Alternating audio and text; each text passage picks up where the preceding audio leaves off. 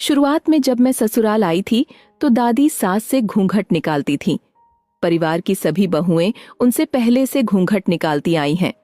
दादी सास का प्रभाव भी इतना था कि किसी ने भी इस पर सवाल नहीं उठाया, बस चुपचाप घूंघट खींच लिया। एक बार की बात है, हम सब गांव आए हुए थे। एक दिन दादी सास शिकायती लहजे में मुझसे कहने लगीं कि मैं उनके पास बैठती नहीं, काम पूरा होते ही अंदर अपने कमरे में चली जाती हूँ। इस पर मैंने कहा, इस घूंघट में मैं आपसे बात कैसे करूं? वो बोली, बाकी सब तो आसानी से कर लेती हैं बातें, तो तुमको क्या दिक्कत हो रही? मैंने हंसते हुए कहा, और बिना घूंघट निकाले आप भी बात कर लें तो क्या दिक्कत है? उस वक्त दादी अच्छे मूड में लग रही थीं। इससे पहले हमने बैठकर कभी ऐसी चर्चा नहीं की थी। मुझे भी लगा यह सही वक्त है अपनी बात रखने का। तो मैंने अपनी बात आगे बढ़ाते हुए कहा कि दादी, इस घूंघट की परंपरा को हम बंद क्यों नहीं कर देते? कब तक इन बेजान परंपराओं को अपने कंधों पर ढोते रहेंगे? घूंघट तो घर की इज्जत होती है, इससे बड़ों का मान सम्मान बना रहता है, कहकर वो अपनी बात पर अड़ी रहीं। मैं जानती थी कि उनकी पूरी जिंदगी ज्यादातर गैर जरूरी परंपराओं को निभाने में खप गई है। अब एकदम से उनकी सोच बदल जाए ऐसा मुमकिन नहीं है। फिर भी एक कोशिश करना चाह रही थी।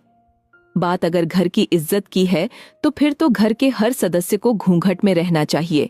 इज्जत की मांग सिर्फ एक तरफा क्यों की जाए? और रही बात मान सम्मान की, तो यहाँ आसपास मैंने कई बहुओं को घूंघट में अपने बड़ों पर चीखते चिल्लाते देखा है। इज्जत और मान सम्मान घूंघट निकालने से नहीं, दिल से दिया जाता है।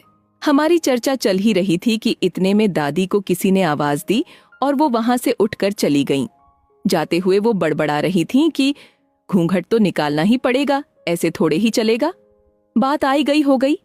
कुछ दिन बाद मैं अपने मायके चली आई, जो मेरे ससुराल से करीब 5 किलोमीटर दूर है। एक दिन मेरे पास फोन आया कि दादी की तबीयत बहुत खराब है। मैं तुरंत अपने ससुराल के लिए निकल पड़ी। वहां जाकर देखा तो दादी लेटी हुई थीं। दादाजी ने डॉक्टर को बुलाया था, पर वो बोल के गए कि इन्हें तुरंत हॉस्पिटल ले जाना पड़ेगा।